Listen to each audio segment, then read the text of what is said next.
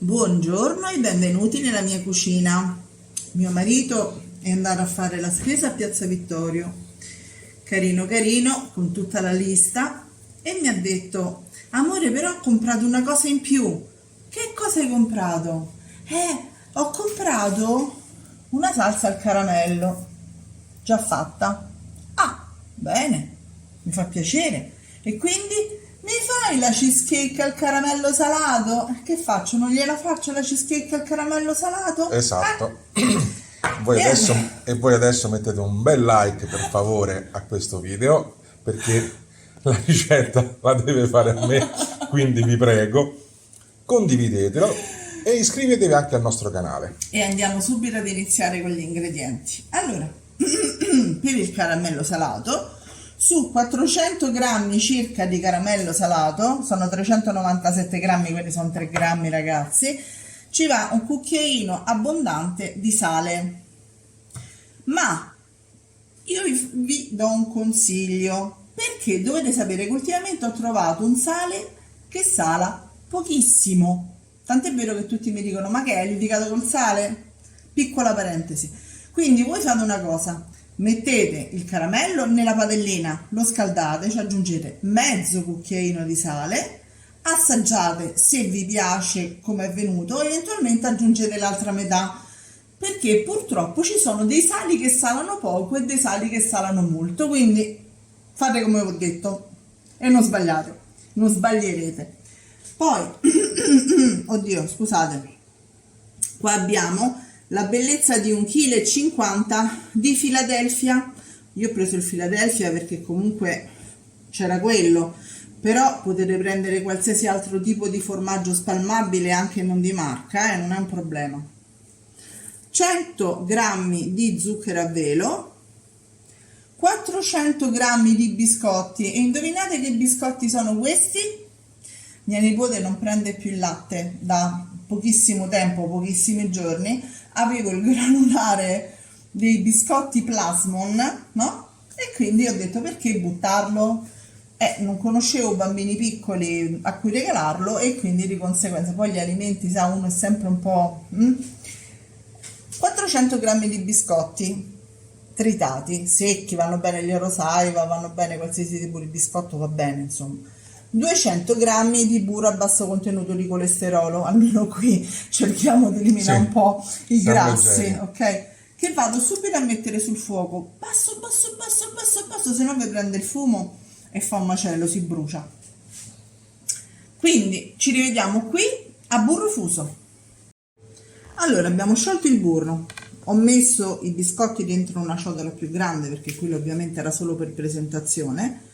Vado ad aggiungere il burro, se rimane qualche pezzetto tranquilli che va bene lo stesso. Nel frattempo ho messo a bagno in un po' di latte tiepido, 4-5 cucchiai, non di più, 4 fogli di gelatina da 2 grammi l'uno, ok? E lo vado a rimettere di qua perché mi servirà successivamente.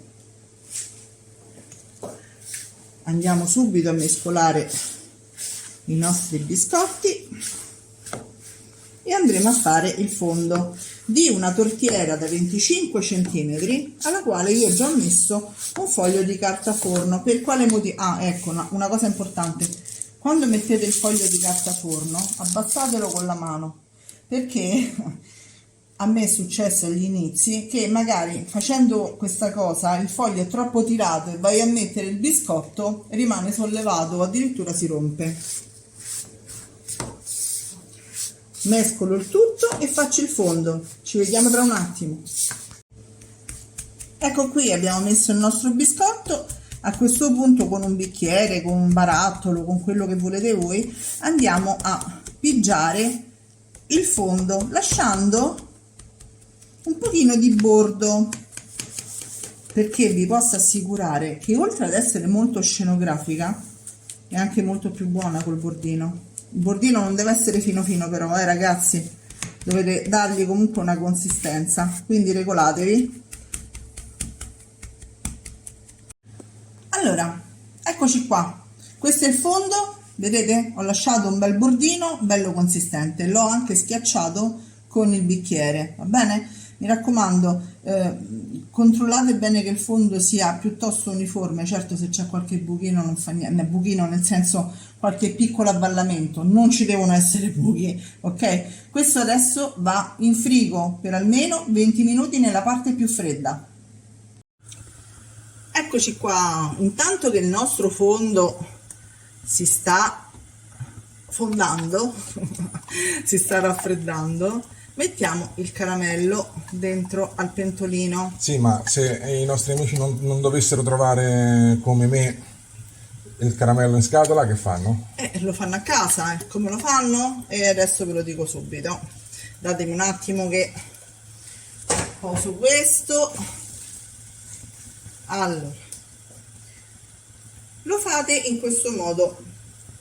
Prendete circa 200 grammi di panna fresca, poi prendete 120 grammi di burro, sempre a basso contenuto di colesterolo, ragazzi, mi raccomando, e lo zucchero circa 250 grammi. Io vi dico le dosi più o meno quelle che uso io, poi ecco, bravo amore, tienimi il manico della padellina che sennò, ok, e quelli famosi cucchiaino abbondante di sale, quel famoso cucchiaino abbondante di sale che dovete sempre controllare, dovete sempre controllare.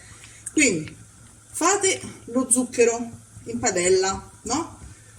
Dopodiché, quando è diventato bello biondo, aggiungete il burro, poi aggiungete la panna tutta ad un colpo, in maniera che così fa le bolle. Quindi prendete una ventola a bordi alti, perché se no vi fa le bolle, vi esce fuori tutto quanto sul piano di cottura, non mi pare il caso, ok?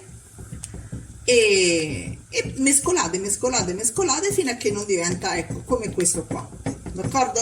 Poi aggiungete il sale e, come vi dicevo prima mezzo cucchiaino, assaggiate se va bene, e poi eventualmente l'altro mezzo, d'accordo? Ecco come si fa il caramello salato, niente di difficilissimo, insomma, ci vuole un po' di tempo, certo, così è più semplice. Va bene ragazzi, allora io adesso andrò ad aggiungere il pochino di sale, come vi dicevo prima. Intanto lo spengo perché non vorrei che mi si bruciasse, per carità, però dato che io questa non la posso mangiare, devi assaggiarla te. Ci rivediamo tra un attimo. Allora, ho messo tutto il Philadelphia con lo zucchero a velo dentro alla ciotola. A questo punto lo mescolo un pochino, poi lo andrò a lavorare leggermente con le fruste, perché dovrò aggiungere la gelatina, che in realtà, vista la densità del Philadelphia, non servirebbe nemmeno, però dato che a noi piace bella tosta, noi ce la mettiamo. E come vedete io non metto la panna, però se voi volete aggiungere la panna, la gelatina ci serve per forza. Vado ad aggiungere appunto la gelatina, eccola qui, scusate il rumore, mescolo un pochino e la lavoro un pochino con le fruste. Ci vediamo tra un attimo. Abbiamo mescolato il tutto, come vedete il fondo è pronto. A questo punto andiamo ad inserire tutto il composto sul nostro fondo.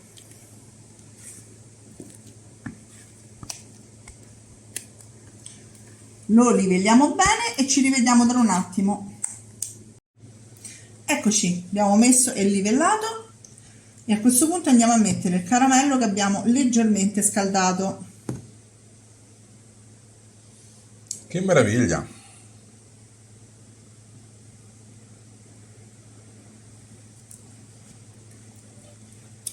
Poi la facciamo rimanere almeno, ragazzi, un paio d'ore, almeno un paio d'ore. Diamo il tempo al tutto di riposare e di raffreddarsi, almeno un paio d'ore nella parte più fredda del frigo, ok?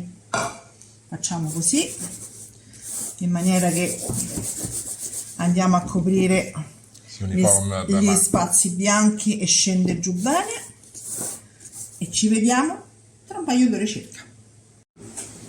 Ragazzi, guardate che meraviglia! Devo dire che vedono veramente, veramente bene, sì. Giusta altezza. E adesso ti tocca. Eh sì, Non fa piangere, parte dell'iter. Non piangere,